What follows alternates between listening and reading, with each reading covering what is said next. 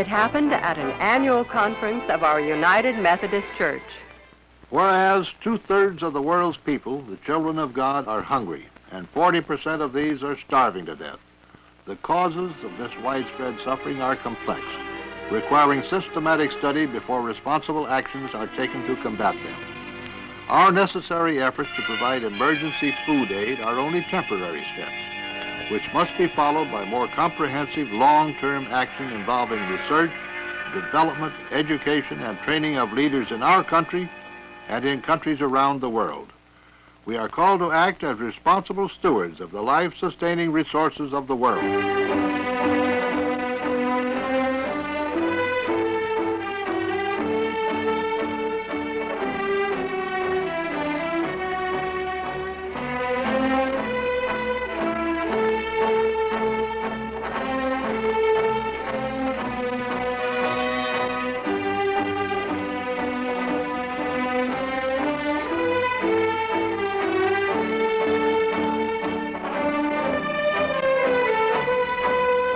Grassroots movements were already underway in widespread parts of our conference, as at our church in Windsor, California, a farmland community north of San Francisco Bay.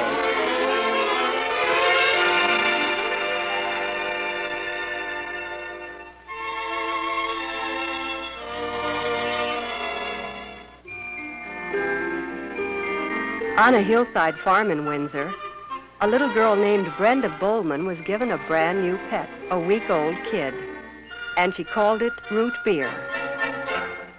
Children, I have something exciting to tell you.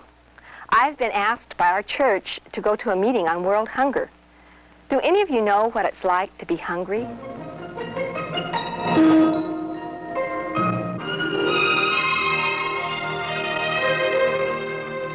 Though hunger is found everywhere, including parts of the United States, it's widespread in the tropics where there are literally dozens of nations facing starvation today. A large portion of the world's population can't supply enough food for their needs. Many of the stricken countries have spent the recent centuries under the yoke of colonial economics.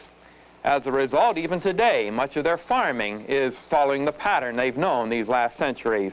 For example, they grow exploitation crops, coffee, cocoa, tea, spices, products that can be highly profitable to the nations that can afford to buy them and process them, but low in nutrition for those who spend their lives growing them.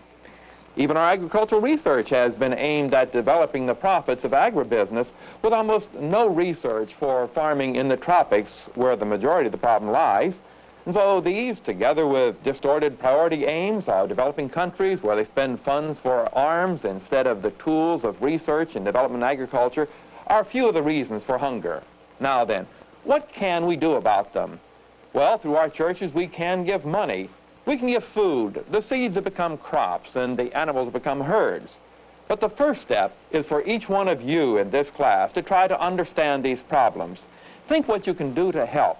Think how you can give this message in your own words to persons who have never personally experienced the pangs of hunger.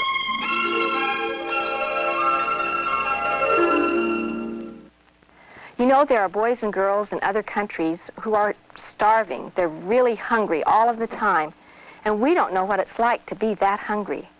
So I thought that maybe we could do something to help these hungry people. I thought maybe we could give up something that we really like so that they could have it. Think of something that you have at home that you wouldn't want to give up, but that you might give up to help the hungry people.